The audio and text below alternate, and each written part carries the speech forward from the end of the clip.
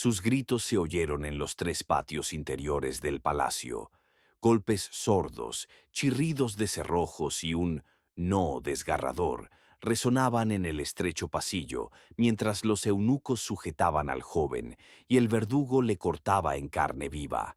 La sangre brotó en una palangana de cobre y el miembro cortado, aún caliente, cayó sobre un trapo que un sirviente se apresuró a apretar en el puño. Así comenzó la ejecución del heredero, a la que el propio sultán ordenó dar forma de castigo político. Las crónicas cuentan que aquel día se caracterizó por un hedor especial. La sala se llenó del olor metálico de la sangre y del humo acre de la resina con la que se cauterizaban los tejidos cortados para que el joven no muriera inmediatamente. Lo dejaron vivir, sin dignidad masculina, humillado e inútil, expuesto como ejemplo para los demás. Se ordenó a los sirvientes que escribieran: el miembro ha sido cortado por voluntad del soberano, para intimidar y prevenir la traición. El sultán aún estaba en el poder, pero la enfermedad ya se había apoderado de él. Los testigos señalaron que el rostro del gobernante se había vuelto ceniciento, los labios se le agrietaban y la orina olía a podredumbre. Sufría de dolores en la parte baja del abdomen y de úlceras en las piernas que se infectaban y no se curaban. Los médicos le recetaron sangrías en pequeñas dosis 3 veces por semana, un cuenco cada vez. Le pusieron sanguijuelas en el cuello y debajo de las rodillas durante un cuarto de hora, pero la inflamación no hacía más que aumentar. Le aplicaron cauterización en puntos concretos del muslo, con la esperanza de detener la propagación de los abscesos. Le untaban 3 veces al día una pomada de manteca y ajo machacado, pero la piel se oscurecía y se desprendía en costras. Por las mañanas le daban una pizca de polvo de opio y por las noches 2 cucharadas de jarabe de amapola.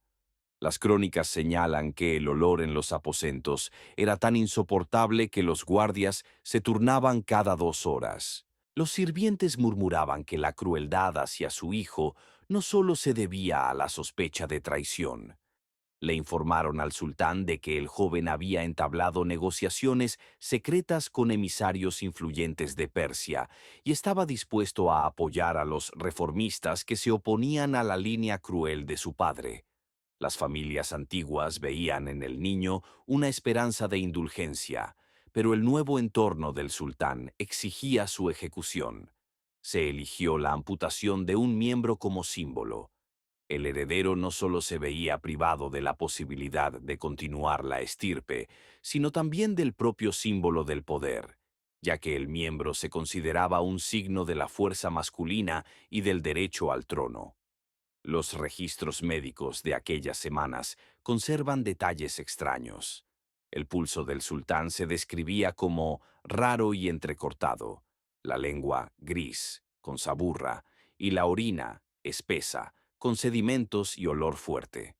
La sudoración se volvió constante y había que cambiarle la ropa cada mediodía. Se colocaban almohadillas de fieltro en la cama y correas bajo la espalda para que no se deslizara en su delirio. En el informe del eunuco mayor se anotó: grietas en los talones hasta sangrar, úlceras purulentas en las espinillas, un absceso reventado en el muslo, el hedor se ha vuelto insoportable. Todos los días, el sultán exigía que le trajeran a su hijo para ver su sufrimiento. El joven, apenas vivo tras la pérdida de sangre, yacía en una celda separada, y los eunucos informaban de que gemía y perdía el conocimiento.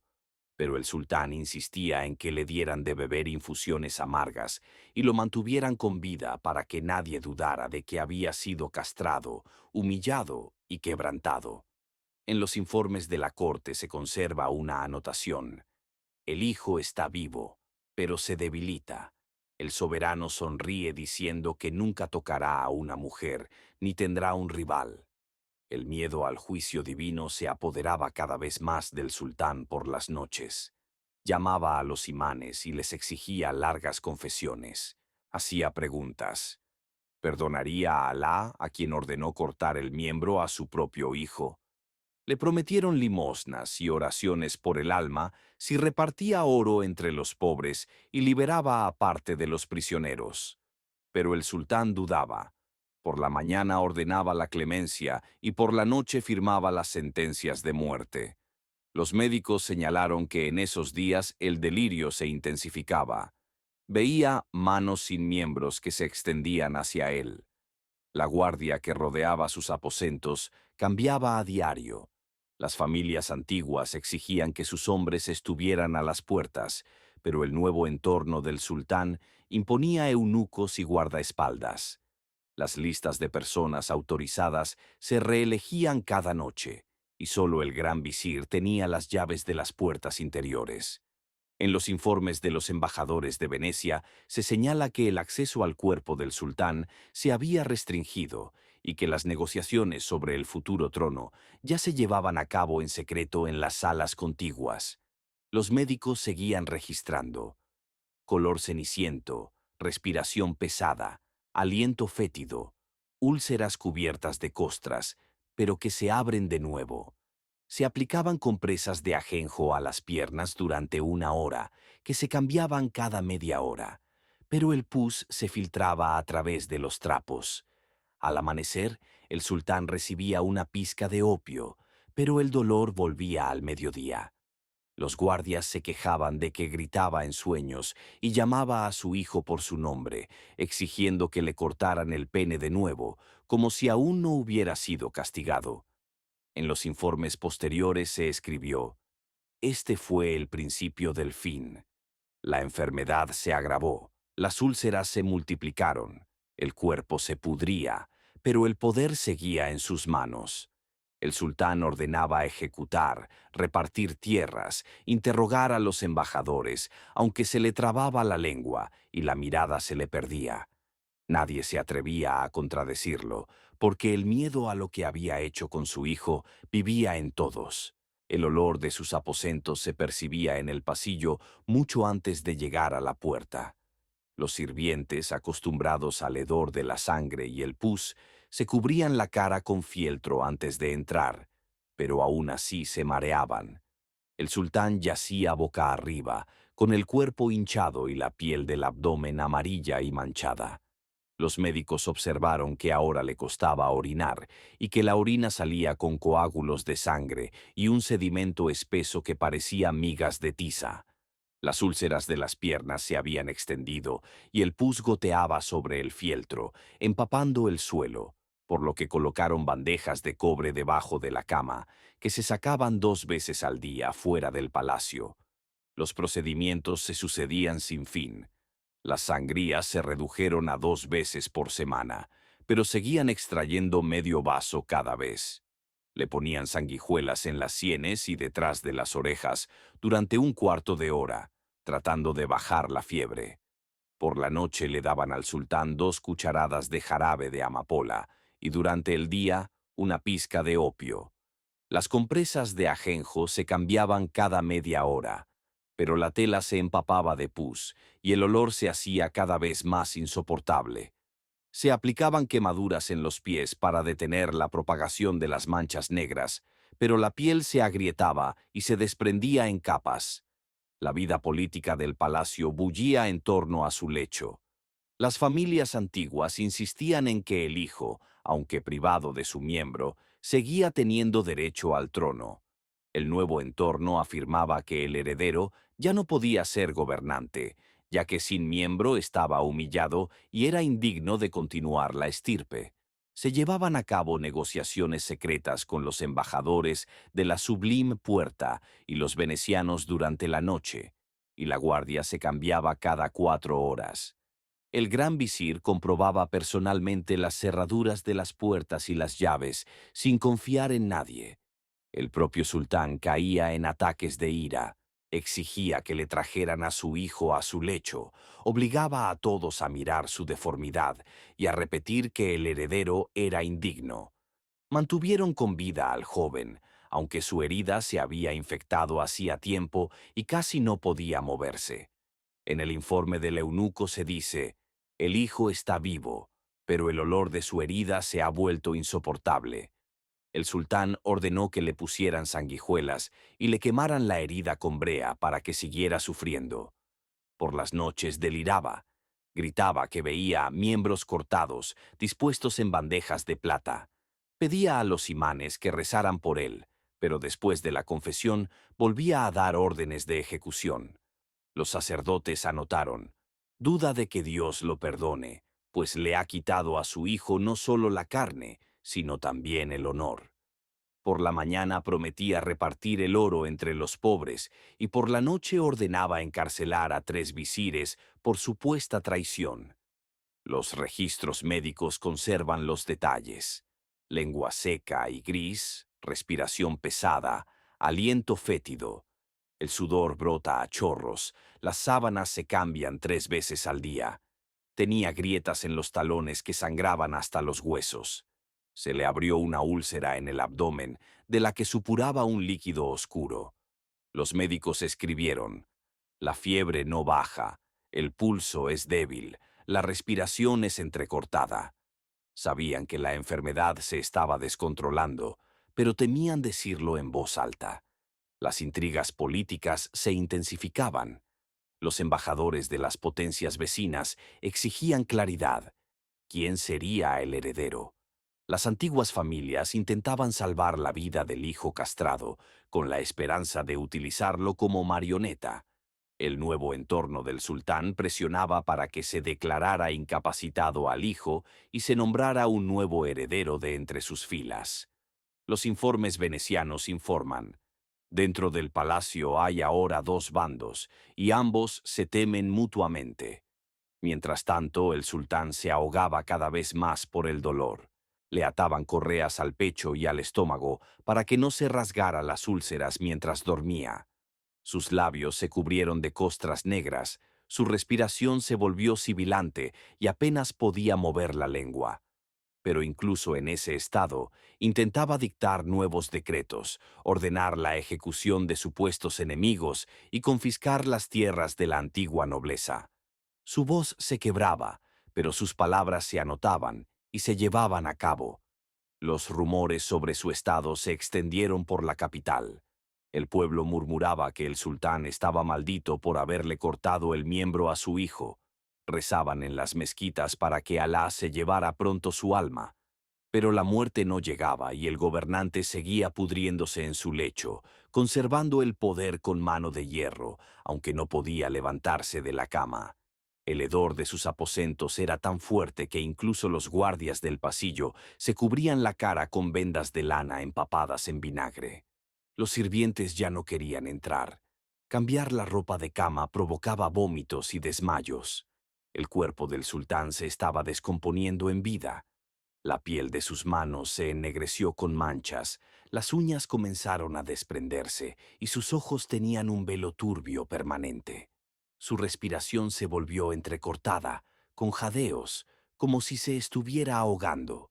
Los médicos lo registraban todos los días. Por la mañana el pulso era lento, apenas perceptible, la lengua gris y cubierta de grietas. Apenas orinaba. La primera vez del día era espesa, negra y con olor a azufre. Ahora le hacían sangrías en pequeñas cantidades, 1/4 de taza cada 2 días, pero la sangre era espesa y oscura, como alquitrán. Le ponían sanguijuelas en el estómago y el cuello, pero se desprendían antes de tiempo, ya que la piel estaba demasiado podrida. Se aplicaron cauterizaciones en el muslo, donde se había abierto un nuevo absceso, pero el tejido solo se agrietaba y se carbonizaba. Al amanecer, los remedios opiáceos ya no le proporcionaban alivio, y el sultán gimió hasta el mediodía, hasta que cayó en un sueño profundo. Continuó llamando a sus hijos, exigiendo que le trajeran al heredero castrado. Cada vez que veía al joven mutilado, gritaba que el miembro de su hijo había sido cortado según la ley y exigía que los visires confirmaran la inadmisibilidad de sus derechos al trono. Los eunucos contaban que el propio heredero yacía en otra ala, con una herida purulenta e hinchada, y ya no podía levantarse. Su cuerpo apestaba tanto como el de su padre. Los médicos señalaron: el hijo tiene los tejidos muertos y las costras cubiertas de gusanos. Pero el sultán insistió en que llevaran al joven a su lecho para que todos vieran que la humillación se había consumado y que el poder ya no pertenecía a ese cuerpo. En el palacio comenzó una división abierta.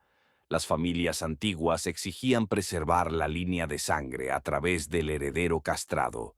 Decían, le han cortado el miembro, pero la sangre del sultán corre por sus venas. El nuevo entorno afirmaba que un hombre sin miembro no podía ser marido ni padre, y por lo tanto, tampoco sultán. En el informe de los embajadores venecianos se indica, unos dicen que es legítimo, otros que está muerto para la dinastía. Por las noches se celebraban reuniones secretas en las salas oscuras del palacio. Los partidarios de los dos bandos cambiaban la guardia en las puertas. Cada uno intentaba sobornar a los médicos para que fueran los primeros en declarar la muerte y leer el testamento. Mientras tanto, el sultán se sumía cada vez más en el delirio. A veces veía miembros cortados arrojados al fuego, otras veces mujeres con velos negros sosteniendo copas de plata con sangre. Gritaba que su alma no sería perdonada y exigía confesarse todas las noches. Los imanes anotaron, jura repartir el oro, pero por la mañana ordena ejecutar a 3 de sus allegados. El temor al juicio divino luchaba en él con la sed de poder. Los sirvientes notaron que, al final del tercer mes, casi no podía mantener la cabeza erguida. Tenía los ojos inflamados, los párpados pegados por el pus, y casi había perdido la vista. Tenía los labios agrietados y sangrantes. En las mejillas se le habían formado llagas de las que brotaba un líquido amarillo. La piel de sus piernas se volvió como la corteza de un árbol, con grietas negras que se adentraban en la carne. Los sirvientes lo levantaban con las manos para darle la vuelta, pero la espalda ya estaba cubierta de úlceras en descomposición. Había que cambiar las sábanas 5 veces al día. Cada día se alejaban más de él. Incluso los visires empezaron a acudir solo cuando era necesario, anotando sus instrucciones a distancia. Su voz se convirtió en un silbido, pero cada palabra seguía teniendo fuerza de ley. Ordenaba que se reescribiera su testamento. Ayer una versión, hoy otra. Las familias antiguas insistían en que lo dejara todo a su hijo, pero su nuevo entorno dictaba los nombres de sus propios hombres. A veces, el sultán olvidaba lo que había dicho el día anterior y acusaba a los escribas de mentir. La guardia ahora cambiaba cada hora. El eunuco jefe guardaba las llaves, pero por la noche aparecían en los pasillos grupos armados de diferentes familias. Temían que se anunciara la muerte del sultán antes de tiempo o que se escondiera el cadáver. Según los informes, en la noche del 24 al 25, personas de la familia Kemal se colaron en los aposentos. Los echaron, pero la disputa se convirtió en una pelea. La gente en la ciudad murmuraba que el sultán se pudriría vivo por haber decapitado a su propio hijo. Decían que una maldición caería sobre su dinastía. En las mezquitas rezaban por su pronta muerte, pero los rumores de que aún respiraba sembraron el pánico. Él seguía vivo, aunque ya parecía un cadáver. Todos los días lo levantaban con correas, lo limpiaban con trapos y le untaban las llagas con ungüentos de vinagre, miel y ceniza. Pero el olor se intensificaba y los médicos escribían: el cuerpo se descompone, los aromas no ayudan. El sultán ya no veía quién entraba en sus aposentos. Sus ojos estaban cubiertos por una capa turbia, los párpados hinchados y la luz le irritaba hasta el punto de causarle dolor. Sus movimientos se volvieron bruscos e involuntarios. Las manos empujaban el aire, como tratando de agarrar algo invisible. Su voz se convirtió en un silbido, pero la orden sonaba como un veredicto. Traedlo, traed a mi hijo, revisad el testamento. Los eunucos y los visires anotaban cada palabra, temerosos de cometer un error y convertirse en víctimas. Las úlceras cubrían la mayor parte de su cuerpo. La piel de la espalda y el pecho se había ennegrecido y se desprendía en capas, y en los muslos y el abdomen había llagas con un líquido oscuro y purulento. El sudor corría a chorros, mezclándose con los restos de ungüentos y jarabe de opio. La sangre brotaba sin cesar de pequeñas grietas, y ni siquiera las sangrías le proporcionaban alivio. Le colocaron sanguijuelas en el cuello y las rodillas, pero la piel estaba demasiado dañada. Las cauterizaciones puntuales en las palmas de las manos y las plantas de los pies solo intensificaban el olor a descomposición. El médico anotó: respiración escasa, pulso apenas perceptible, lengua seca y agrietada, orina espesa con sedimentos. Los sirvientes ahora temían incluso acercarse. Cuando lo levantaban para cambiarle las sábanas, veían cómo el cuerpo se hundía, cómo se desprendían trozos de piel y cómo salían gusanos de las heridas. Las sábanas se cambiaban cada 2 horas. Las almohadillas de fieltro se empapaban de pus. Se mojaban trapos con vinagre y sal, pero el hedor seguía siendo insoportable. La lucha política había llegado a su punto álgido. Las antiguas familias intentaban que se reconociera como heredero al hijo castrado. Afirmaban que, aunque le habían cortado el miembro, en él seguía corriendo la sangre del sultán y conservaba el poder. El nuevo entorno, por el contrario, insistía en que se reconociera al nuevo heredero, ya que consideraba al hijo físicamente incapacitado. En los pasillos del palacio se producían peleas entre grupos de guardias, cambios de visires y registros de llaves por parte de los eunucos. Los embajadores de las potencias vecinas mantenían sus negociaciones, tratando de comprender quién gobernaba realmente y quién se mantenía en el poder por la fuerza de la costumbre y el miedo. El sultán deliraba, veía miembros cortados en bandejas, oía los susurros de sus hijos y visires que falsificaban su voluntad. Juraba que castigaría a todos los que traicionaran su voluntad y ordenaba confesiones nocturnas, prometiendo limosna a los pobres. Pero cada mañana sus órdenes se volvían incoherentes y el poder se le escapaba poco a poco. Su entorno ya casi no entraba en contacto con él. Los visires solo acudían para anotar sus órdenes. Las familias antiguas cuchicheaban sobre el heredero y el nuevo entorno planeaba un cambio de poder. Los informes señalaban que su presencia se había vuelto meramente simbólica, pero el miedo a él mantenía a raya a la corte. Su cuerpo se deterioraba cada vez más. El sudor, la sangre, el pus y los ungüentos se mezclaban en un líquido corrosivo. El pulso era débil, la respiración entrecortada y la lengua estaba cubierta de una costra grisácea.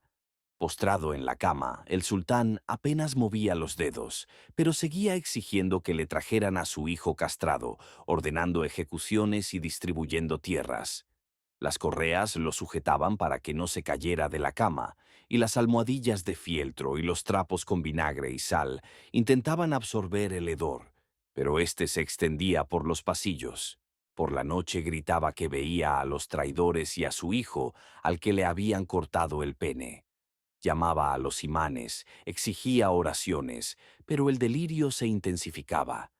Los eunucos comentaban: cada sonido provoca terror, el propio sultán da miedo, aunque su cuerpo es casi un cadáver. Las familias antiguas temían acercarse, el nuevo entorno se comunicaba en secreto sobre la herencia y el testamento. El pueblo, tras los muros del palacio, susurraba que el sultán se pudriría vivo, que una fuerza superior lo había castigado por cortar el miembro de su hijo. En las mezquitas rezaban por su alma, pero el miedo al cuerpo vivo que exhalaba muerte mantenía a la ciudad aterrorizada. El sultán ya no veía a nadie. Tenía los ojos cubiertos por una película turbia, los párpados hinchados, los movimientos del cuerpo sin sentido y la respiración escasa e intermitente. Tenía la lengua completamente seca, los labios agrietados y sangrantes, y de su boca emanaba un olor persistente a putrefacción. La piel de las manos, el pecho y el abdomen estaba completamente ennegrecida y descamada, y en los muslos aparecieron nuevos abscesos de los que supuraba un líquido oscuro y purulento. El sudor corría a chorros, mezclándose con ungüentos, opio y restos de sangre, y el olor se extendía por los pasillos. Las sábanas y las mantas se cambiaban cada 2 horas, pero estaban empapadas de pus y mucosidad, y el olor era insoportable. Su cuerpo estaba casi inmóvil, las correas lo mantenían en la cama para que no se cayera. Los médicos seguían controlando el pulso, la respiración, el color de la lengua y la orina, aunque sabían que el organismo había cedido. El opio y el jarabe de amapola ya no le proporcionaban alivio. Las cauterizaciones puntuales en las palmas de las manos y las plantas de los pies intensificaban el dolor. Las sanguijuelas se desprendían solas. La piel estaba demasiado destruida. Las úlceras abiertas en las piernas y el abdomen estaban infestadas de gusanos. La mucosidad supuraba y los sirvientes apenas podían tocarlo sin sentir náuseas. El sultán seguía delirando. Veía miembros cortados en bandejas de plata, oía los susurros de sus hijos y visires, que parecían falsificar su voluntad. Gritaba que no perdonarían su alma, ordenaba que trajeran a su hijo castrado para mostrar una y otra vez su humillación. Los eunucos anotaban cada palabra, temerosos de cometer un error. Las familias antiguas intentaban demostrar el derecho de su hijo al trono, mientras que el nuevo entorno se comunicaba en secreto sobre la herencia y el testamento. Los pasillos del palacio se convirtieron en un campo de batalla. Las partes cambiaban la guardia cada hora, revisaban las llaves y las cerraduras y realizaban rondas nocturnas. Los embajadores de los países vecinos observaban desde lejos, tratando de entender quién tenía realmente el poder y quién era solo un símbolo. Las antiguas familias insistían en mantener la línea de sangre, mientras que el nuevo entorno exigía que se reconociera al nuevo heredero. Los informes de los visires señalan: el miedo al cuerpo del sultán mantiene a raya a la corte, pero el poder se está escapando poco a poco. Finalmente llegó el día en que el cuerpo del sultán dejó de funcionar por completo. Dejó de respirar, su pulso desapareció, sus ojos se cerraron y su lengua se cubrió de una espesa costra gris. Le quitaron las correas y el cuerpo ya no se movía. Sacaron las sábanas y las bandejas y el pasillo se llenó de un silencio inusual. Los eunucos y los visires permanecían de pie, sin atreverse a tocarlo, temerosos de tocar el cuerpo en descomposición. Las consecuencias políticas no se hicieron esperar. Las antiguas familias y el nuevo entorno comenzaron a repartirse el poder, discutiendo sobre el heredero y el testamento. El hijo castrado fue declarado incapacitado y lo dejaron en una celda separada. El nuevo sultán fue elegido entre los parientes más cercanos, apoyados por el entorno palaciego. Los informes de los embajadores decían: la herencia del sultán resultó ser una piedra en el camino. La sangre y el honor no salvaron a su hijo. La ciudad y el palacio se llenaron de miedo y superstición. El pueblo veía en la muerte del sultán un castigo por su crueldad. La mutilación de su hijo se convirtió en un símbolo de venganza. En las mezquitas se rezaba por la paz, pero la gente temía a las sombras vivientes que permanecían en las habitaciones.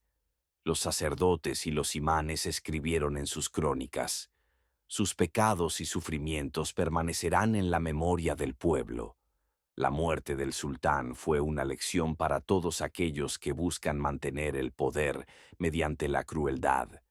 Así terminó la vida del gobernante que, hasta el último momento, intentó controlar todo lo que le rodeaba, manteniendo al mismo tiempo el miedo y el poder, y cuya decadencia física y moral lo convirtieron en una terrible sombra de su propia voluntad.